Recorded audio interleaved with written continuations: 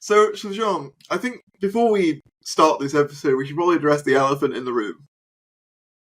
There is not an elephant in this room. What's going on with the hair? Look, right, it was a whole thing. I was trying something out. It didn't work out. I don't actually Welcome hate to it anymore. Season 2! Let's go! Yeah. Woo!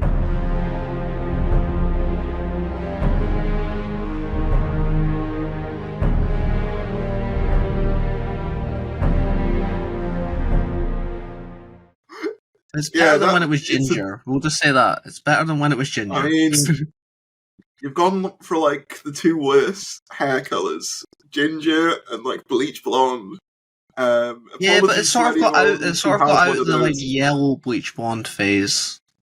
No, it's sort of more of a blondie white, which is fine or not as the offensive. mustache isn't doing it any favours. Not gonna lie. You know, I was just. I'm just insulting you at the start of this. Listen, Ray, look at the state of you. What's that hairdo, yeah, bro? You're right. My hair. Yeah, no, my hair is a mess. I said that before we started. I'm aware. Yeah, I should shave as well. Anyway, we should probably also explain where this podcast has been for. When was the last one? Months? Years? I genuinely don't know because we sort of brought it back like for one episode on your channel when we were like, we're going to revive it, and then we didn't. To put a long story short, like with the last time we introduced this, I just got busy with other things, to be quite honest. I mean, the 60th was always going to be a busy time for me anyway. Like, I think we all knew that. And it definitely was. But now January's here, and nothing's happening. So Jean was like, hey, let's bring it back finally. And I'm like, okay, we'll do it. So here we are. I do find it funny though. We do always bring it back, or we have only ran the show when Doctor Who hasn't really been on. I think the only time we had this up and running when Doctor Who was like current was Legend of the Sea Devils of all things. And what a great time to have the podcast running! I mean, what a wonderful, wonderful time. Yeah, because we stopped it before Power. And then we came back Power, just pre-60th. I think we did do Power. No, we didn't talk about Power, I don't think. I could be wrong. Oops. I think there was a lot of lead-up to Power. Oopsie. Yeah, no. Yeah. Can we claim to be the most inconsistent podcast ever, like Doctor Who-wise? That's an award we'll take. Yeah, I think we probably earned that. So today's episode, we're not going to talk about the 60th yet. I think we're going to save that for another episode. Because we have some more plans. You haven't really said much about that yet. But something that's been very close to my heart and yours for a few weeks now, especially, has been the merchandise and probably more specifically character options, their line, and stuff like that. And unfortunately, Al Diwar couldn't be with us today. But you've got us instead. That's a little joke. Yeah. But by the way, Al, if you do want to come on, you won't. You definitely won't after my video. I don't know. He does a few podcasts, to be fair, but I don't know if he'd come on after your last upload was just slating him. I probably should explain that. So, I mean, my most recent video at the time of recording is basically just me laying into character options. In fairness, the core reason behind it was the website. So I think before we get into that, probably should just start by saying I've been a fan of the character options line for years. As you can see, you have also been. I mean, in the background. But we have been slightly, as consumers, slightly underwhelmed by the recent output for the most part. And obviously, it's not like we don't know the reasons. The reasons are well documented, budget and yada yada. We know the official reasons, but it doesn't mean that we're not a little bit disappointed that there hasn't been much, particularly in terms of new releases that are actually relevant to the show as it's coming out. Obviously, we just had Fugitive, which we'll talk about. But prior to that, it was the Power set, wasn't it? The Regeneration. Yeah, it was the Power of the Doctor. Yeah, Regeneration set. And then before that, I don't even know. It seems to have been one a year for a while, which has been a bit underwhelming, even with the budget restrictions. And I enjoy the character line, I really do. And, there's plenty of classic Who sets I enjoy.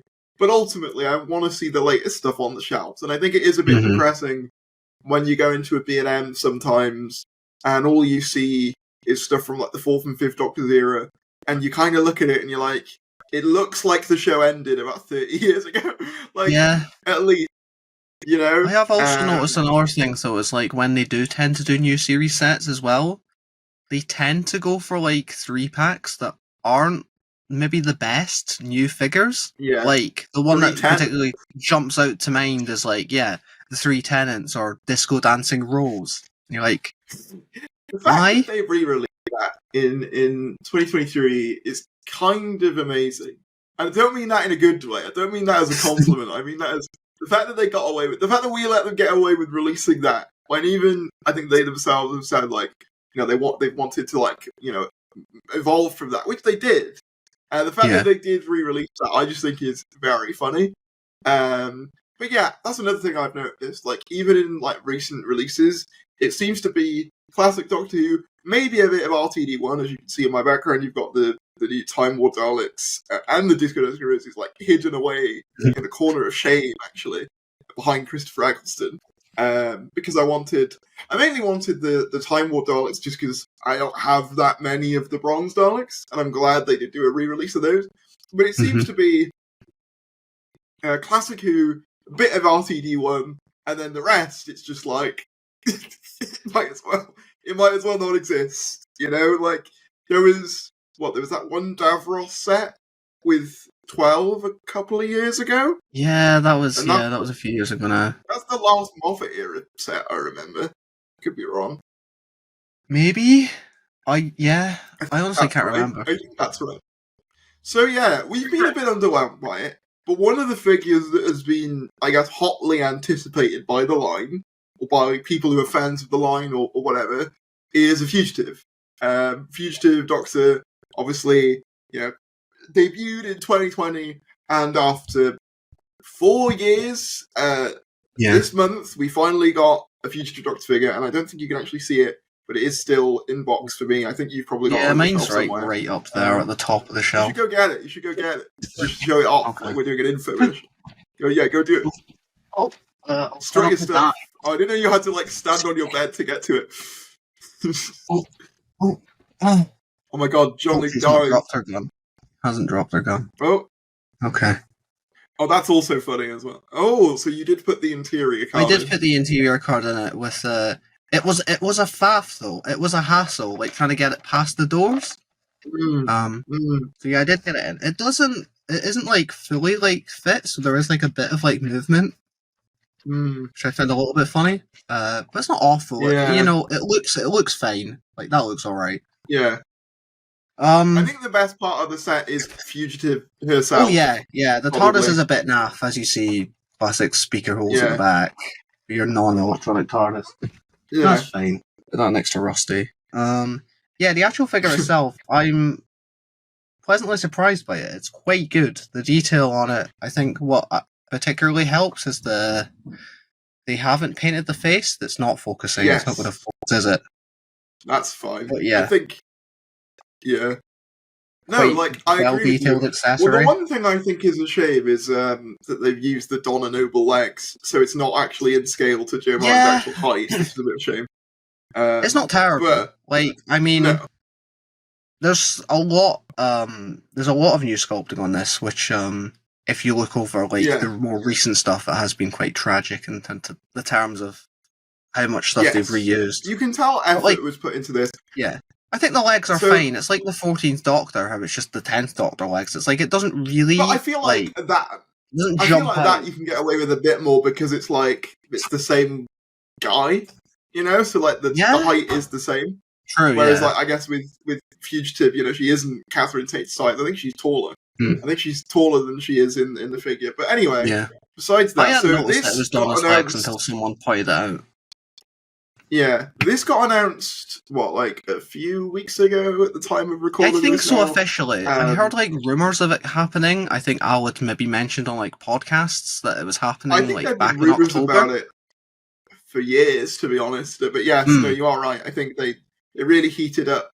And I think apparently as well, I saw somewhere that they got the face scan done back in like 2021 or something like that. So we finally got this figure January. Apparently, it's been in production for the last 18 months. I think they were originally aiming to get it out for around the end of Power of the Doctor, which would have made sense. Which would have been better than what we got. Obviously, I understand, delays and whatever, but still. Well, I find it odd.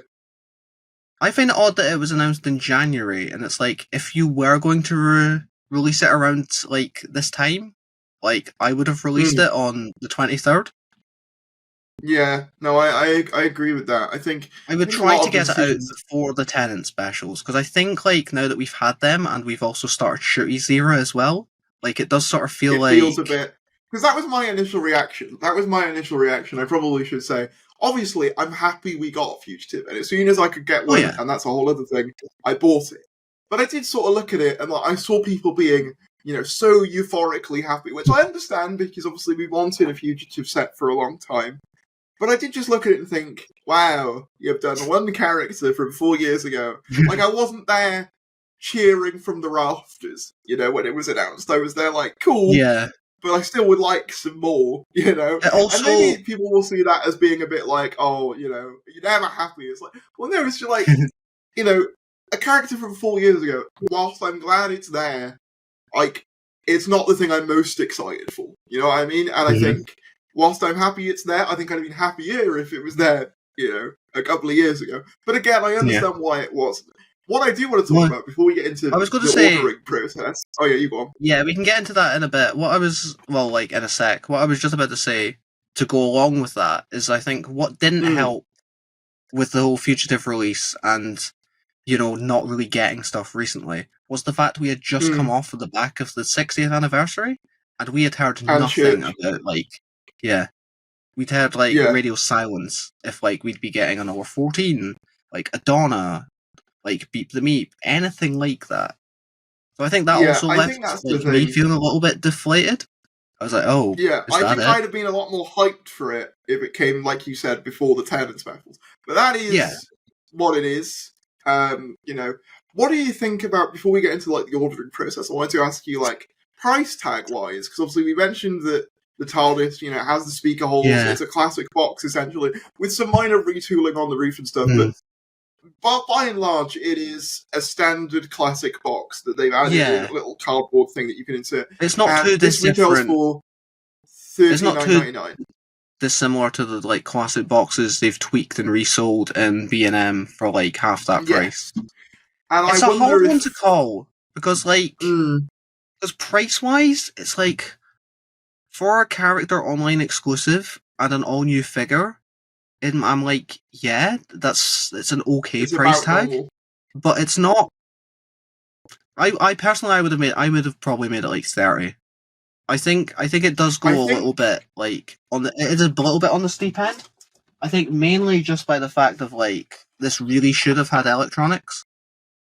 Yes, that's the main thing. Is what was the one they released a few years ago? People pointed out the Second Doctor the Abominable Snowman set.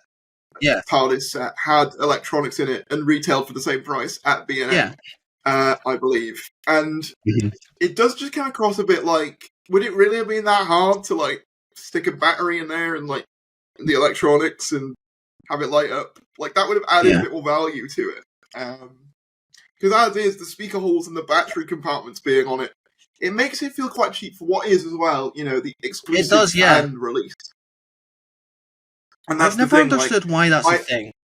I got it early on with when they started releasing the B&M classic sets, but the thing is, your TARDIS comes in at least the walls. There were 4 separate walls here, and it surely isn't hard to just take one of these out or produce another one of them and slot that into the back.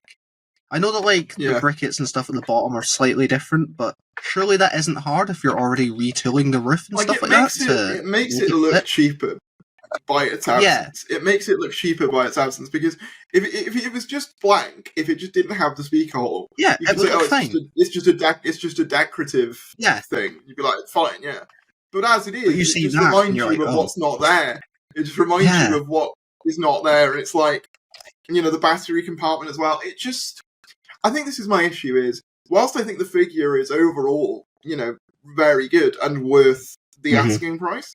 The TARDIS leaves quite a bit to be desired, in my opinion. No, I agree with that. And I think, considering that this is the online exclusive, fan, almost premium line in a way, compared to B&M, I think we should at least be on par with what B&M are getting.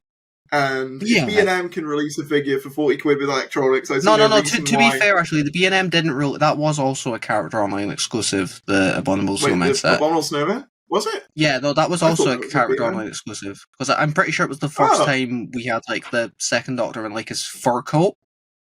Oh, okay. Yeah. Still, though, I still stand by, if you've done it with previous releases, it shouldn't really be a reason why you can't. Yeah, exactly. The thing is, it's a similar, like, thing as well, like, that second Doctor figure, it was, like, all brand new tooling as well, so it's not even like, we're getting a new figure here.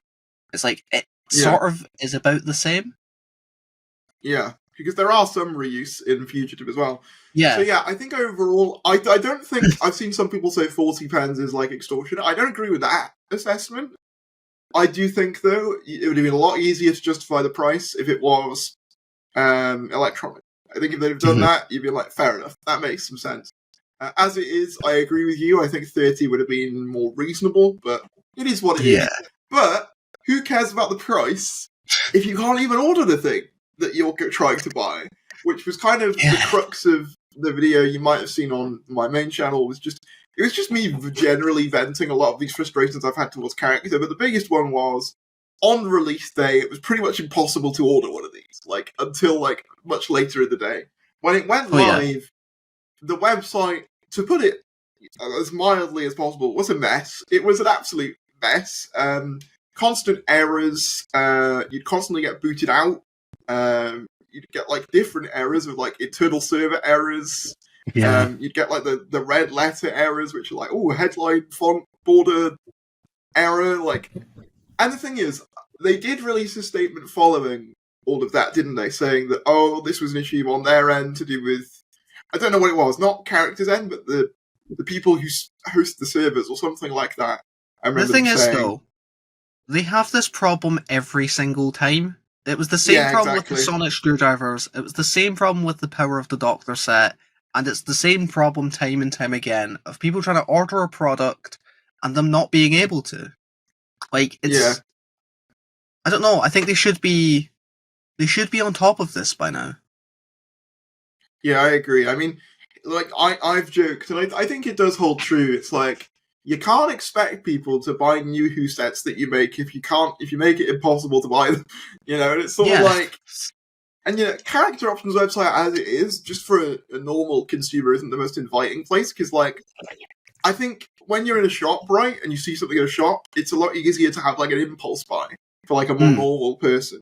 If something's on, like, the Character Options website as an exclusive, that's only really appealing to the fans, which is fine, but you're already kind of limiting your audience. So, if even they can't get it due to website crashes, you're limiting your audience to basically as small as it could go. Obviously, it's available now, but I think it's completely reasonable to be like, you're a big company with a huge license. Why is the website like this? Like, why is this an issue in the year of our Lord 2024? Yeah, it was tragic. Like, I know people that were in that queue for like 7 hours, like trying to just order one of these. It's like I couldn't even buy one myself. I had to get a friend to order mine. I think it was the same with you. Like, I think Mr. Initially I managed no, initially he was going to, but I told him I managed a few days later to try again, and I managed to get one then. So I just I told him, look, I've managed to get one now, so don't worry about it. That's good. Okay. He did offer, because I was trying like all day to try to get one of these things, and it just wasn't working. And I find it frustrating because I think sometimes there's this compulsion from people to just defend character to the ends of the earth, and in some cases I can understand why. In some cases I get like why that's the case, because I do understand the toy market isn't as big anymore, especially with Doctor Who. The last few years, we all know merchandise wise and just in terms of popularity wise, it wasn't where it used to be. We all get that. But at the same time, when you can't even buy the things, I struggle to have as much patience then. Do you know what I mean? Yeah. And then you add on, obviously, Al Dewar did his preview, as he often does for every Doctor Who release for character options. And obviously, we might be able to play the clip, I don't know, but it's the clip of, you've seen it on Twitter, the one of him trying to put the gun in her hand and it just won't go in. It fits perfectly. He's like this, and he's like... Yeah, he's like, oh... He just slams it down on the cabinet, and he's like, oh, it does fit. And you're like, bro. It does fit, we promise. It does fit. The thing is, it does fit, but, like, yeah, that's not the best, like, way to show it off. Like, you could have taken another take, like, the whole thing, the website, the video, the whole, like, website, the video, it just comes across as a little bit, like, unprofessional at times. And I think if character are going to keep the license going forward, which it looks like they are going to, I know a lot of people have spoken about, the idea of different licensees. It doesn't look like that's happening, at least in the near future. But if they are going to keep the license, I think the bare minimum should be the website functions, and I think if you're going to do promotional videos, it should show off the product in the best light. I don't think that's asking for an extreme amount of things there. And that's without getting into, what I'd like to see from the line, which we'll get into. But, yeah, so that was the whole thing. I just want them to go back to 2007 and give us those epic, like, trailers they used to do back in the day. That would be good. That's what I mean. Embrace... I think we said this in a call with each other. Like, imagine if they did embrace the nostalgia of those from character and every time they did a new on exclusive release, they released a trailer that was in the style of one of those. Like, Fugitive Doctor, Doctor is crashing to Earth. Oh no, it's the Milky Way. Doctor and TARDIS. What did you do? Taking the TARDIS. Yeah. Yeah. Like, that would be great. People would be like, I think that would be a more fun way of showing off the product. Even if you just released that trailer on YouTube, people would be like, fair play. And it's no disrespect to Al, but it's not the most exciting way to have a figure reveal when you have a guy being like, here's how it fits in. It's like, it doesn't really, but it sort of does. Yeah, so that would be an issue. But the news wasn't all done for character options, because I haven't actually spoken about this anywhere yet. So this is a bit of a Wild Endeavour exclusive, at least at the time being. Might make it into a clip, who knows. But at Toy Fair, 2024, London Toy Fair, we had a little glimpse at the character options booth. And now, these are prototypes, but they are a lot better of an indication of what we could be seeing in the future. I hope these are made. Like, when we got that first glimpse of those figures, I had a little bit of faith restored in character. If they even put out half of those figures, I'll be happy. I know there's been some rumblings on whether, they will actually make... Yeah, we'll talk about that. But the first decent image we saw of the booth was, on the lowest end, you had the regular 14th Doctor Sonic Screwdriver releases, which is fine. But above that, you had three figures. Yep.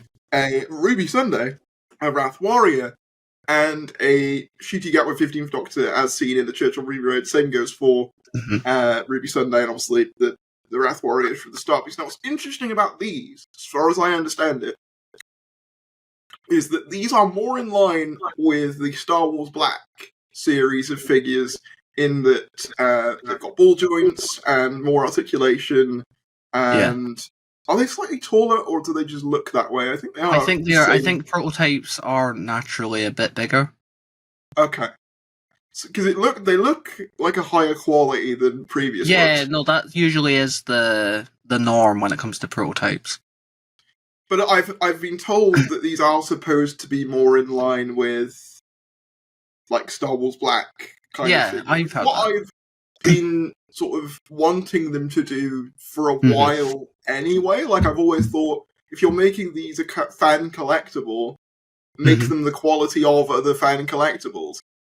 Which seems to be what they're doing. Obviously, I'd assume part of this is to do with the money injection that we've heard rumours about.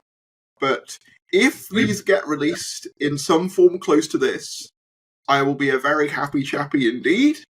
They look very good. I think Ruby Sunday in particular, I'm impressed with it. I think the clothes look really good.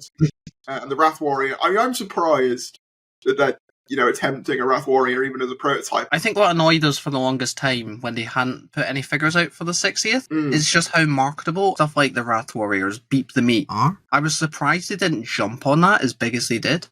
That's the thing, like, I've always thought the monsters sell better than the humans do, at least to kids. Yeah. People want to play with, like, Daleks, Cybermen, like Jadoon, Sontarans more than they want to play with. It's Chancellor Goth as a random, non-specific example. Yeah. They like the weird alien creatures, and I think that is a big missed opportunity, but I also understand, budget reasons as to why maybe those aren't as practical. But the fact that they, attempted to do a Wrath, even as a prototype, is very exciting. I hope they release that, because it's going to be strange having the only, I guess, figure released using the 60th anniversary branding being Joe Martin. Quite odd. Yeah, that would be a bit weird, wouldn't it?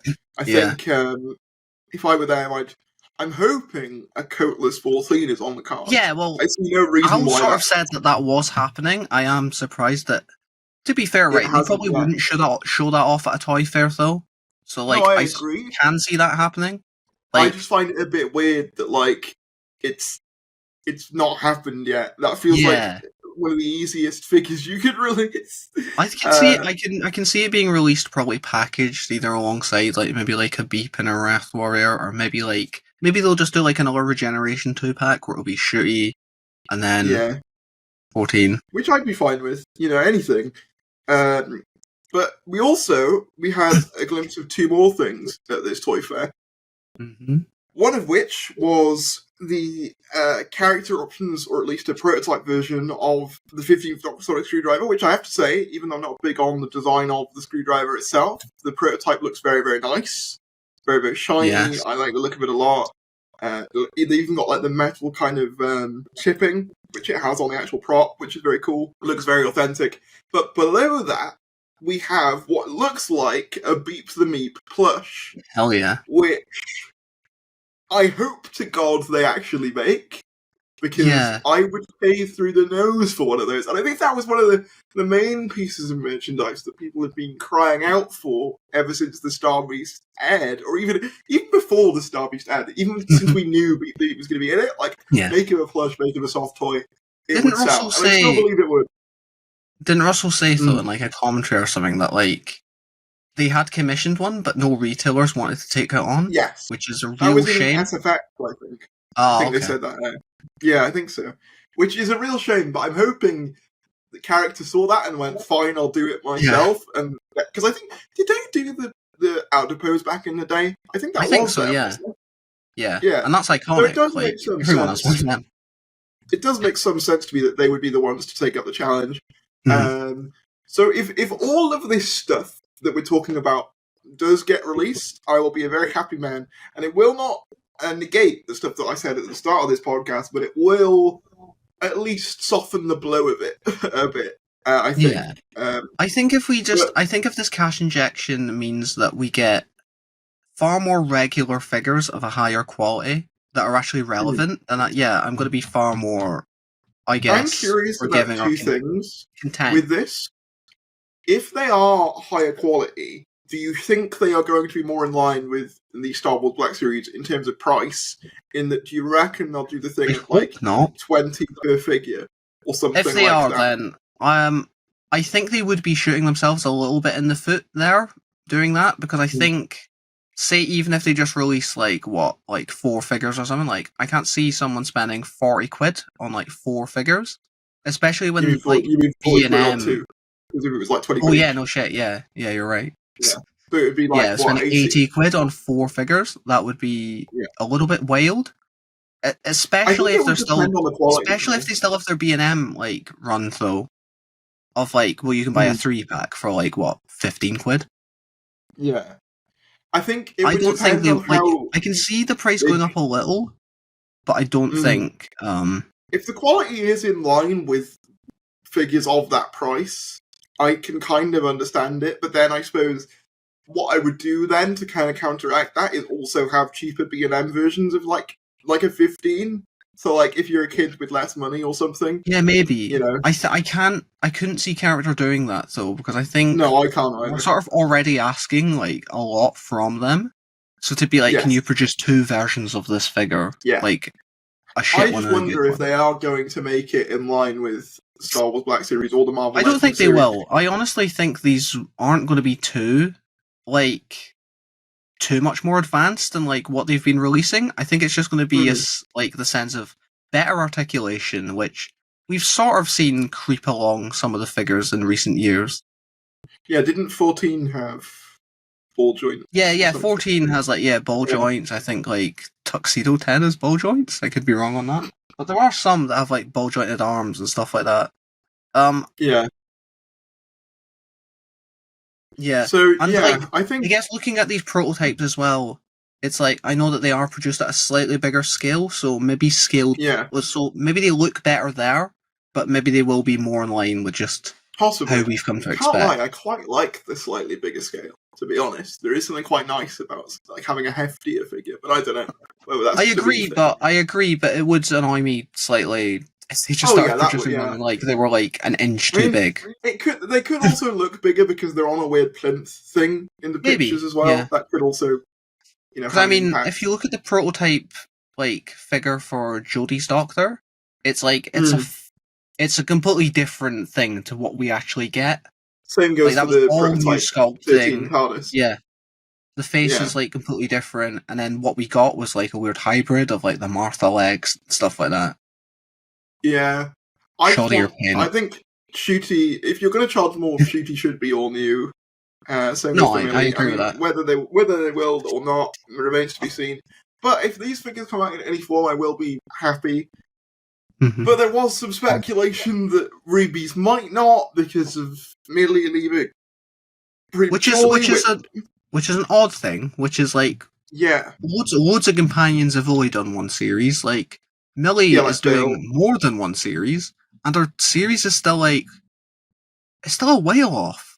Like we'll still be seeing her for like a couple years to come. And she's also like the debut companion of like a new era as well. I think it would be especially odd to not have her be baffling in any capacity represented. I mean, I've heard mixed things on that. I've heard some people say it's complete waffle, but I've heard other people say they could kind of see them doing that. So it's sort of, I could kind of see them being like, oh, she's only there for one series, we might as well. Yeah. Because I mean, thinking about it, Dan didn't get a figure. We didn't get a figure. Figures they didn't release are like, Dan, Nardole, stuff like that. But I guess I think the difference between them, though, like, I guess, looking at it from character's point of view, is they weren't the main companions, if that makes sense. Yeah. Like, I think it would be very strange. Yeah, I think it'd be very strange to not get a Ruby Sunday figure. Because we have, at the very least, if you look back at it, gotten the first companions of each Doctor, like, obviously, Rose, Martha, Martha's, like, Ten's first non-Rose companion, you know what I mean? And older Sarah Jane as well. We've had all of the companions, bar like Adam, Mitchell, Nardole, and Dan.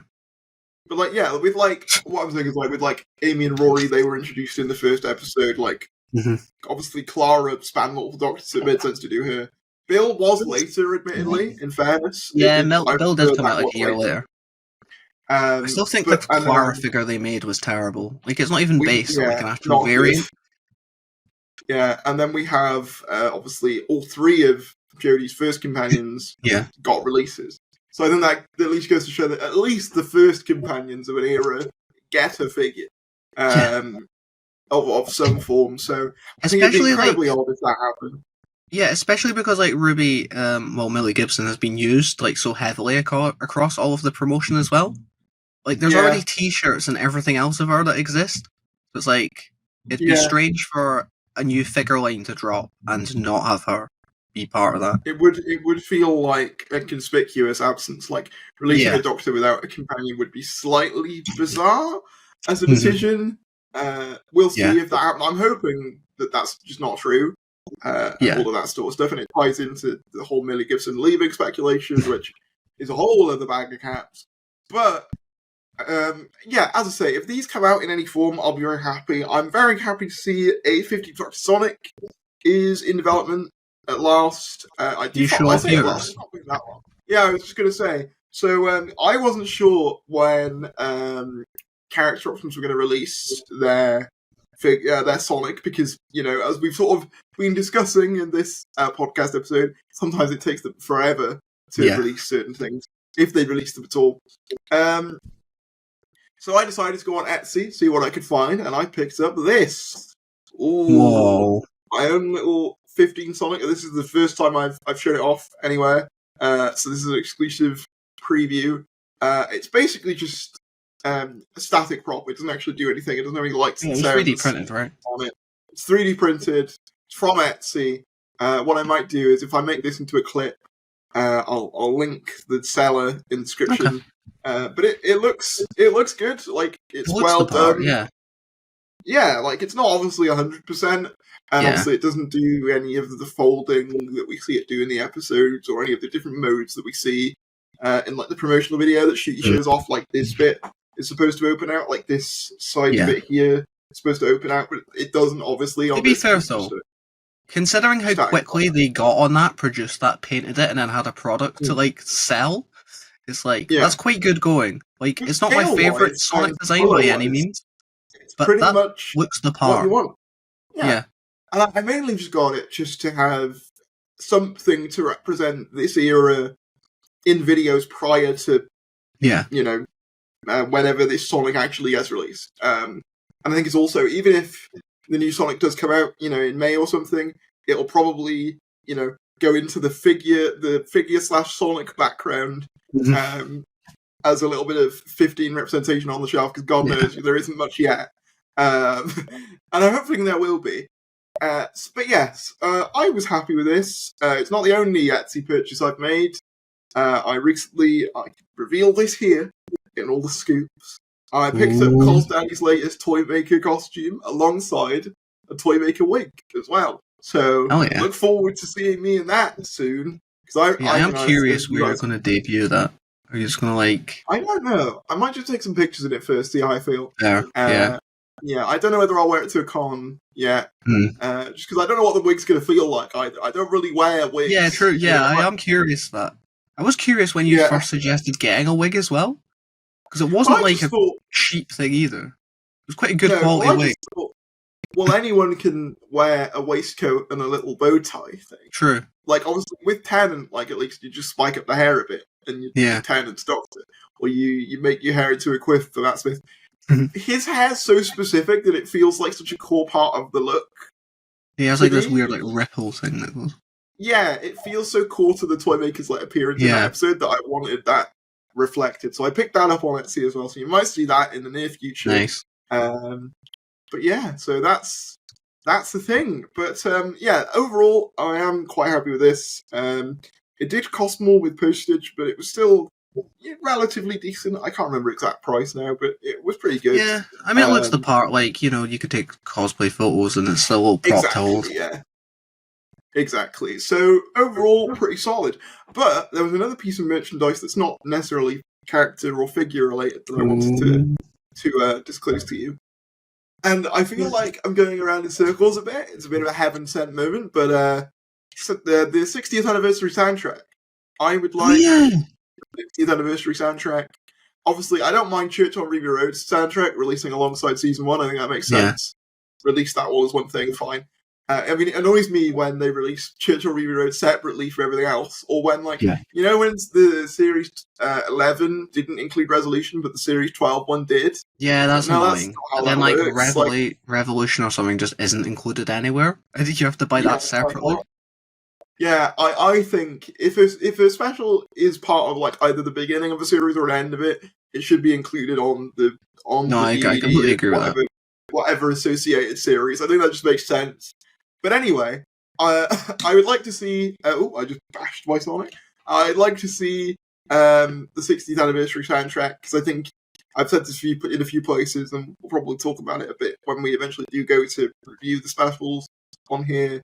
I think Murray Gold absolutely smashed it out of the park, quite frankly. I think he silenced a lot of the critics who were, I guess, skeptical about his return. I think he smashed it. He was...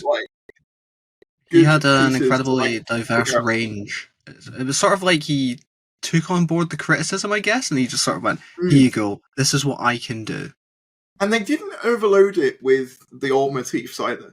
Like, they were there, but they weren't, like, blasted at you. Like, hey, remember Donna's theme? Like, it's here. Like, it was there. Like, I mean, one of the things I loved was towards the end of Wobbly Yonder, you have her theme playing quite somberly as it looks like she's about to get destroyed by the ship exploding.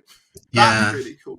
And stuff like that. I think the Wild Yonder score might be my favourite of the three specials. Like, I think there were some moments in that were just gorgeous. Particularly that one, like, the music that plays when they look out into just the vast, like, emptiness of space.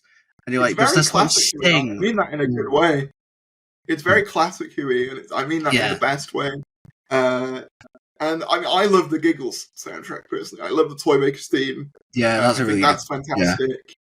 The fact that like he managed to put the da-na-na-na-na-na thing into like all of the music, I think is just such a inspired piece of like music that I think he's just got the talent to do. I think he smashed it. Even like the things like the remix of "I Am the Doctor" for the Meta Crisis scene, I love that. Like stuff like that, it just sung the soundtrack. I have to give him full credit. I think he smashed it. I think he silenced. Come on, Murray. I've been waiting so long to upload the Doctor's themes updated.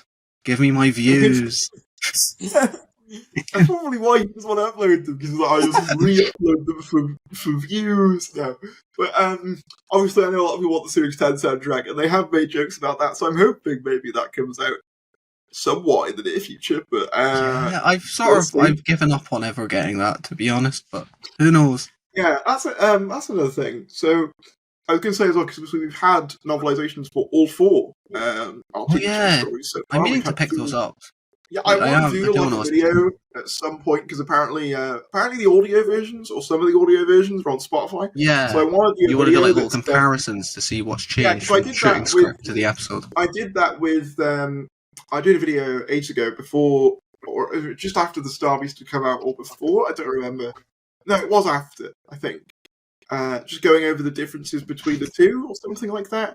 The differences between the comic version and the TV version. So I'd like to do that, but with the Target novels, because apparently there's some fun details. Like, I was told by one person, and minor spoilers for the Giggle novelization if you're sensitive to that,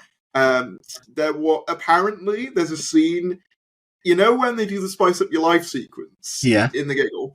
There's apparently a scene where the Toymaker is fighting with music copyright holders, and he ends up turning the Spice Girls into little dolls, so he gets to use Spice Up Your Life as his entry music, which I just think is a really funny little addition. I don't know why, that just makes me laugh.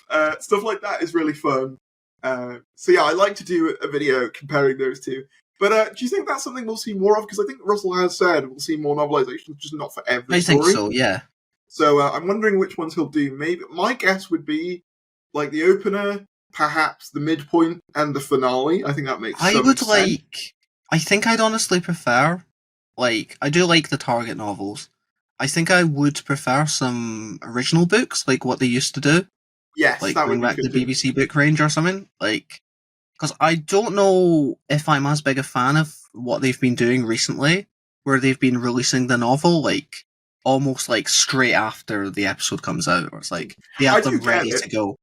Because I think what makes a lot of the older Target novels like quite charming is that because there has been that time that's passed, like people can go back and they'll add little bits in, or like stuff that's happened like later on, they can reference stuff. Like, I don't know, it just feels like it's a better experience, or it's a new experience. As much as I enjoyed the Target novelizations, and I know that the style of them is quite iconic, I preferred the visual presentation of the Church on Ruby Road novelization that just, looked like a book. You know what I mean? It just looked like a book that, like, had a nice bit of artwork on the front. Yeah, I prefer the Church on Ruby Road one to the Target one. I don't. I quite like them. I quite like honestly, I prefer the white ones. I don't know why they made them blue for the 60th. But, like, no, I like the original, like, hand-drawn, like, little dotted art. I think that's iconic. I think it looks good. I just quite liked the simplicity of the Church on Ruby Road release, I think. I don't think it's bad by any means. I don't dislike the Target one either. I just quite liked the just how simple it was. But yeah, I could see them doing the opener, probably the Beatles episode. I could see them novelizing that. Yeah, that seems to be like the main one that's like kind of been the marketing push. Like we've got like those 60s costumes. Jinx Monsoon, that's assumedly her episode as well. The Beatles are a big part of the teaser. I think that episode's probably going to get novelized, and maybe like the finale or something like that. Probably, yeah. But yeah, that's something I'd like to see more of. More original books would be nice. We know for a fact as well that Titan are doing a 15th Doctor run, which is good. I saw that a while back. I don't know where, but I remember seeing that. So I'm very happy to hear that that's something that's on the horizon, because I'm not a big Titan comics guy, but apparently like the 13th Doctor line kind of got like lost in the source somewhere, and like David Tennant kept going back, and all that. He pops up like every other week. Yeah, okay. Yeah, so I'll looking forward to a new Doctor like Titan line. I think that would be good. What else would I like? I mean, with Eagle Moss being a thing, I could imagine like there'll be some new 15 stuff. Yes, that would be good too. I could see us getting those before Character managed to get theirs out. To be honest, I could see them coming out before. Because we do know that even though Eagle Moss as a company doesn't exist, they've been bought out by, I think it's Master Collections or something like that. And they've been bought out, and we know for a fact that they are going to do stuff like, I think they even said like Dalek ships or something they want to do, which is pretty cool. Oh, I want one of those. And obviously, I assume they'll do new stuff, because they were quite on top of new stuff, in fairness to them. Like, they did a Carbon they did a Sontaran on a horse. They did I don't know how recently they would release stuff, but or frequently they would release stuff like back in the day, because I never used to pick them up. But yeah, they were on top of it. Yeah, well, at least they were more on top of it comparatively to where like Character were. I think. I always remember seeing the magazine in shops, and you'd have like the little figurine, usually of like the episodes that had just come out. I was like, oh, that's cool. Yeah. I think, I think in terms of merch, those are the main things. I think more Eagle Moss would be good. Obviously, Character is like the big one for me. Sonics. Yeah. And like, what else? Novelizations, comics. I think, here's a little thing I wanted to ask. Do you see Disney doing anything in the near future? Not so much with merch, right? But I'm also wondering it because I don't know whether you saw, but a while back there was a little video that Shooty and Millie shot that was shown at like a Disney parade or something. Yeah. And obviously, it's not Disney's prophecy as much as some people like fearmonger that could happen. Yeah. That's not what's happening. It's still very much the BBC's. But I do wonder if like maybe not a Doctor Who attraction at Disney World, but like a Doctor Who day or something could happen, because like they've done shit like that before with like do you remember like Ant and Dec one year? They went to like, it was either Universal or Disney, I don't remember which, it might have been both, I don't remember, but they did like their big finale at like Disney World or something like that, because apparently season 1 is the big push for Disney in terms of like Doctor Who stuff. I think we could see more Disney stuff, maybe starting to see with season 1 in terms of like, because I know that, like, at the, what was it, San Diego Comic-Con, you had, like, the Disney little badges. Yeah. I think I have one somewhere. Someone picked one up for me. Or I bought one on eBay, I don't remember. Hang on. See if it's this one. It is! This! I got one of these. Such a strange, like... Which is a little bit dystopian to look at when you think about it, but I wonder if we could see more stuff like this. I think so. Going forward. I can't see it. I can't see it getting to the point where it's like, "Whoa, look, here's the new Doctor Who Disneyland ride" or something. But I do think we could totally. That'd be amazing. I mean, that would be amazing. But yeah, I can completely see like new, like little things like that, and I don't know, even just more like I guess Disney property crossovers. I feel like I could see that happening. Yeah, a lot more. I don't know whether I want that though, because I mean, me neither. The Simpsons ones are so bad. But yeah, I think they could do some cool stuff with it, and I'd be down for that. I think something else that's been speculated about, it's not really merch, but it is like in that vein of like, the Fortnite collab. I don't know whether that's still happening. I've heard rumours that it has now been pushed to May. to coincide with season 1, which probably does make more sense than just randomly dropping in January. Because originally it was going to be November, but apparently the Lego collab pushed it back. Yeah. So I think now they're just deciding to make it part of season 1, which is probably a better strategy. Makes sense. Especially with that. Especially if cool, yeah, especially if what you said, that will be Disney properly pushing it then. I could see a lot of eyes because a lot of their big releases have had Fortnite tie-ins, obviously things that immediately spring to mind, like Avengers, Star Wars Episode 9 had the whole Palpatine message thing, other stuff like that. So I could totally see that. What I'm wondering is, will we maybe get some more in the vein of Funko Pops? Because there was a rumor ages ago that there was going to be a 14th Doctor one, which never materialized. Yeah, probably. I'm surprised that we haven't been seeing more Doctor Who Funko Pops. I don't care for Funko Pops, I'll put that out there. I think they're a bit shit. I don't either. The thing is, they're that easy to produce, and I feel like they kind of own every property or have deals with every property. Yeah. It's kind of strange that we haven't seen a 14 or 15. I think it might just be a side effect of, the Series 11 ones that they did just not selling very well. So I still see those on clearance, all on Amazon for £6, like the Kablam Man and stuff. So I don't think they sold very well. So it might be some cold feet to do with that. But I think it is weird. It is really weird when it came to the Series 11 ones. Because, didn't they make, they released, a bunch of obscure stuff, I don't know, a Kablam Man or something, but then they chose to make the main 13 variant, what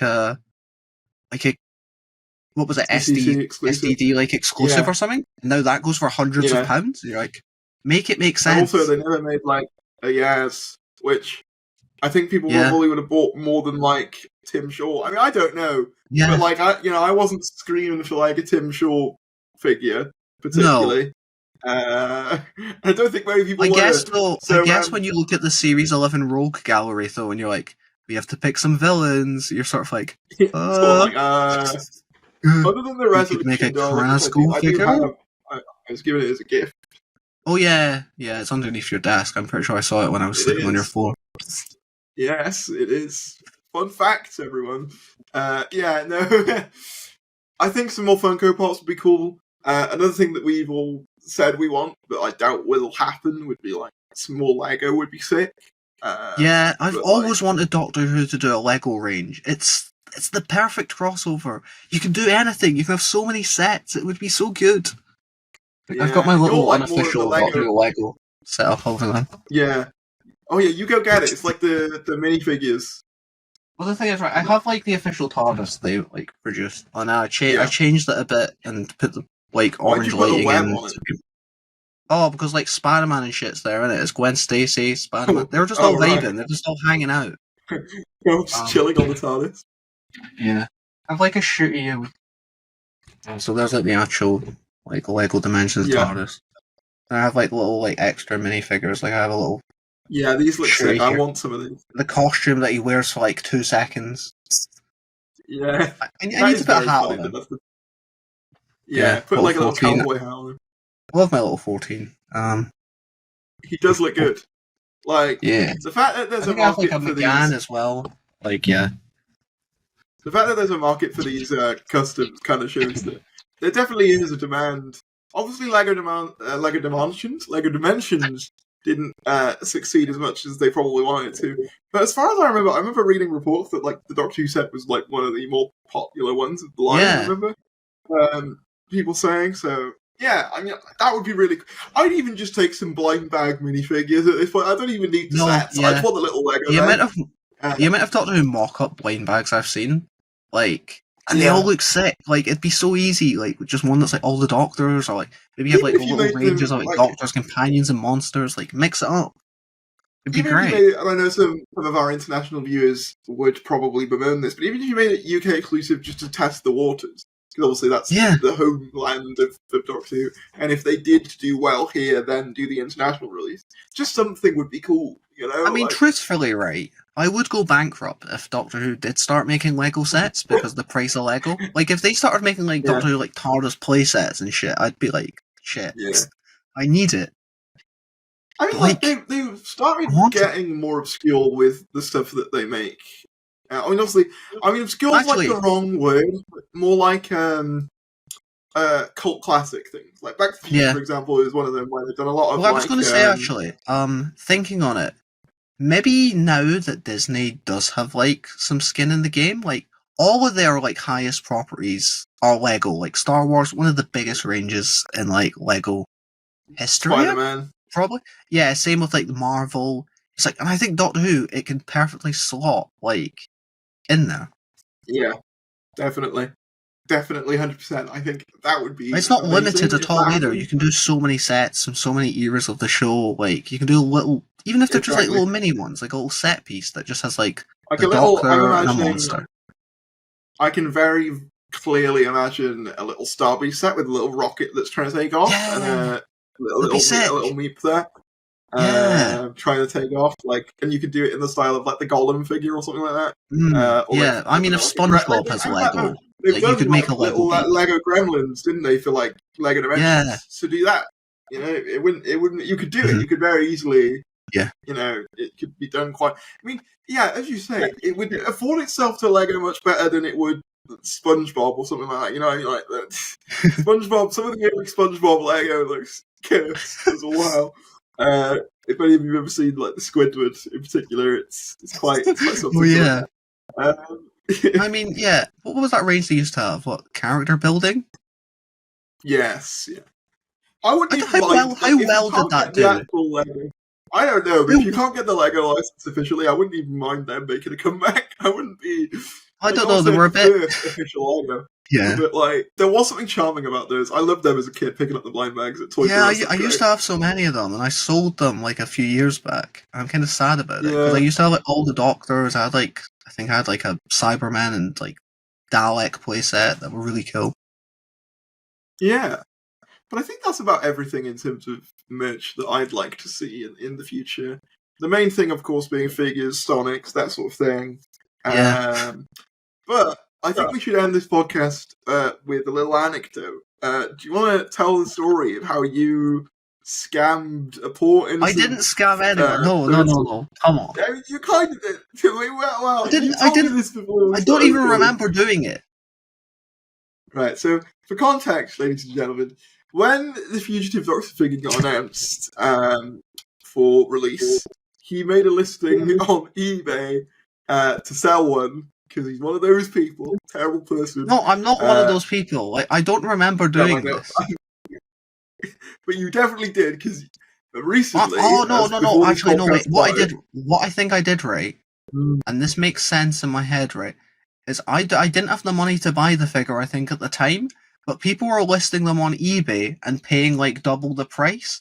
I think in my head, I was like, you could still buy them from the website, right? So if there's someone thick enough to buy one off eBay, right, what I'll do, right, is I don't have one currently, but I'll list one on eBay, and then when they buy it, I'll have the money to buy two, and then I can have one, and they can have theirs.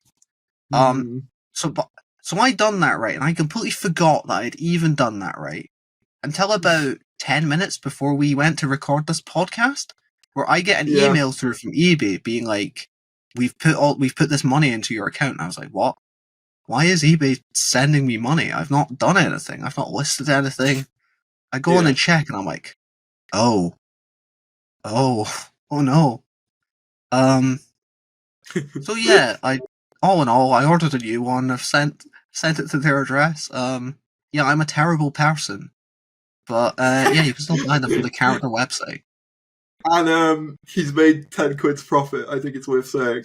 Like it always sold for like 50 quid. So I wasn't like, look, I wasn't being extortionate with it. I wasn't being those people that sell them for like 80 quid. 50 quid's not bad. Well, I mean, it wasn't 50 quid, was it? Because it was 60. Yeah, it was 60 quid, and then eBay took £10 of the profit. So I mean, it was still more. It was still 20 quid more than what it was on the website. Listen, right, I just think, I cut out the hassle of character. I think that £20 is worth it. Like, it's there, you add to basket, you check out. It's simple. Ladies and gentlemen, if ever you wonder why there's people reselling these figures, now you know. It's because... No, I'm not one. I hate those people. I hate them. You're one of them. Anyway, I've got to. I didn't have them. I don't get paid until the 14th. I think I literally just did it because I was like, I need one. Thanks I thought I was going to sell out more. I was scared. Thanks for watching the brand new episode, Wild Demo Season 2, baby. Let's go. Bye.